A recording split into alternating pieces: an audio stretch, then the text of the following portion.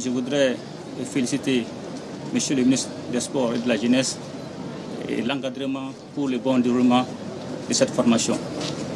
Mais aussi de féliciter les nouveaux fonctionnaires pour leur engagement et surtout leur détermination tout au long de cette formation.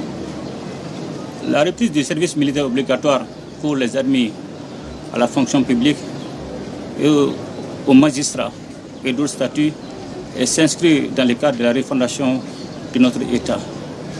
Et qui parle de la refondation parle forcément de l'homme qui est au cœur de toutes les actions. Donc cette formation dont le premier objectif est de transformer l'homme pour les besoins du service public tout en lui donnant un certain nombre de valeurs.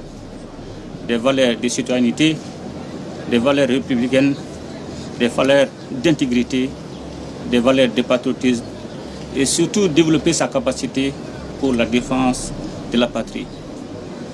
La mise à disposition de la 5e cohorte va nous permettre d'atteindre deux objectifs.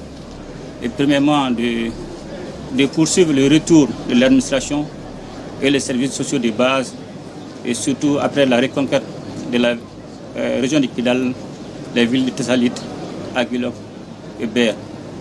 Et aussi cet effectif au nombre de 796 va nous permettre de renforcer le vivier de la réserve stratégique et qui est composé non seulement des fonctionnaires ayant accompli le service militaire, mais aussi des militaires qui sont déjà à la retraite.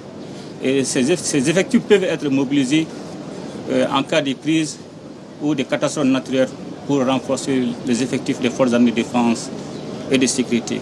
Quel est ce message du président de la transition aujourd'hui pour encourager ces jeunes qui vont prendre service? J'invite les nouveaux fonctionnaires à plus d'abnégation, de rigueur, de discipline et surtout de ne pas tomber dans la facilité et d'aller toujours au-delà de ce qu'ils croient possible. Nous avons placé la jeunesse au cœur de l'action gouvernementale et il s'agira pour cette jeunesse effectivement sur la première ligne par rapport à la défense de la patrie, par rapport à la défense des intérêts du peuple malien.